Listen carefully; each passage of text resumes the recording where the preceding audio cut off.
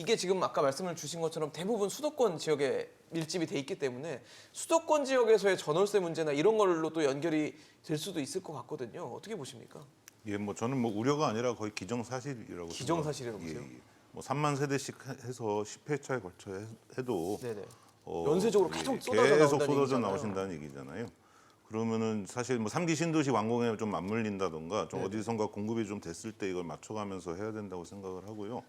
그래서 이게 5개 신도시만의 문제가 아닌 것이 예.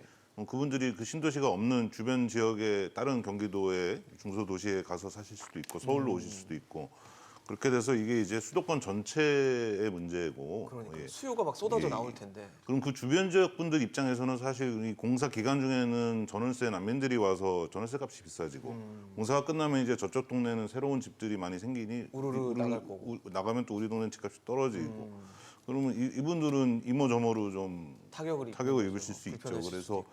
이게 이해관계가 이제 지역별로 또 다 다를 수 있고 이런 부분들이 좀 상당히 걱정이고요. 이게 그래서 5개 신도시 해당 지자체장들만 나서서 해결할 문제는 아닌 것 같습니다.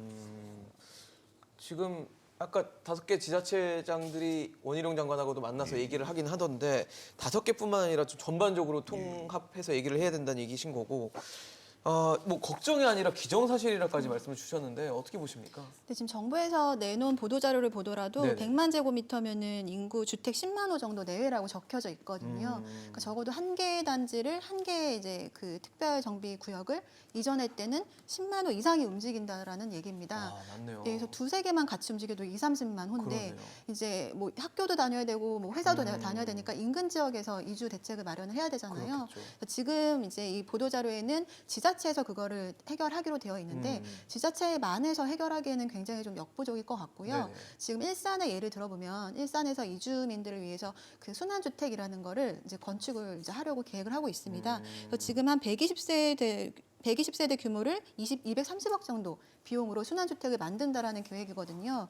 그래서 지금 이 많은 신도시들을 이주대책을 세우려면 이런 식으로 예산이라던가 그리고 지자체 간의 뭐 협의 문제, 그리고 이런 비용 같은 것들을 어떻게 분담할지 이런 좀 많은 난제들이 있기는 해서 이 많은 인구를 어떻게 해야 될지는 지금부터 지자체뿐만 아니라 네네. 지금 국토부랑 이제 다양하게 좀 논의를 해야 될 사항이라고 생각이 됩니다. 근데 이주할 때마다 새로 그 집을 지을 수는 없는 거잖아요. 그렇죠. 지금 네. 집을 짓기 때문에 이주를 해야 되는 문제가 생긴 건데 네. 또 다른 집을 또 지어야 된다면 그건 좀 난센스 아닐까요? 그래서 아마도 이제 순환주택을 좀 지어놔서 네네. 이제 일개 신도시, 이 신도시들을 그 한꺼번에 이주를 하는 게 아니라 네네. 좀 순차적으로 하려는 계획인 거잖아요. 그래서 네네. 그런 용도로 주택을 만들어서 나중에는 임대주택 같은 걸로 활용을 활용할 할 수 것 있는. 같긴 한데 그게 사실 이제 그 사람들만의 조합비 이런 걸로 하기에는 힘든 부분이라 분명히 네네. 예산이 투입이 돼야 되는 내용이긴 하거든요. 그래서 거기에 대한 또 다른 타 지역에 있는 주민들의 뭐 반발심 같은 것도 예상할 수 있을 것 같아요.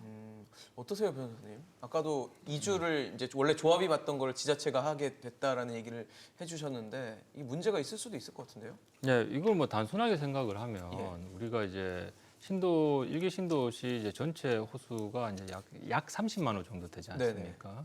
근데 이제 뭐 이걸 특별법을 통해서 이제 바로 일종의 이제 패스트 트랙을 통해서 스타트를 해서 이 30만 호가 대거 이주를 하는 걸로 일단은 어느 정도 전제를 하고 논의들을 많이 해요. 네네. 30만 호 정도면 사실 이제 한국판 출애굽기, 뭐 엑소더스 비슷한 상황인데 그래서 이제 이 부분에서 이제 또 발생할 수 있는 부작용이 그러면 이제 전월세 수요가 엄청 높아지고 그러면 전세가가 다시 이제 폭등하게 되고 그렇겠죠. 뭐 그러면 극단적으로 얘기하면 제2의 빌라왕이 나올 수도 있어요. 그리고 전세가가 상승하면 갭이 줄어들어서 다시 아파트 가격이 상승하는 이런 부작용까지 우려가 된다라는 투자 이런 것도 가능하고. 또 그런 논의도 있습니다. 그러니까요. 그런데 지금 이제 성남시 같은 경우는 73% 정도 이제 개발 제한 구역이 있어가지고 그것을 조금 해제를 해서 임시 임대주택을 좀 만들자 뭐 이런 건의를 성남시장이 하긴 했습니다. 그리고 정부에서도 고려하고 있는 게 소위 모듈러 주택이라 해가지고요. 네네.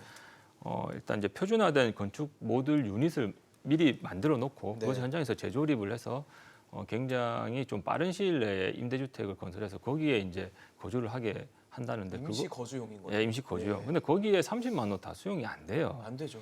그래서 아마도 저는 뭐 이런 표현을 쓰면 좀 확신한다는 표현까지 쓸 수는 있는데 30만 호가 동시다발적으로 진행되는 거는 불가능합니다. 근데 예. 다 원할 거 아니에요. 예, 빨리 하고 싶어 하잖아요. 예, 그래서 네. 어느 정도 뭐 순환식 내지는 순번제를 쓸 수밖에 없어요.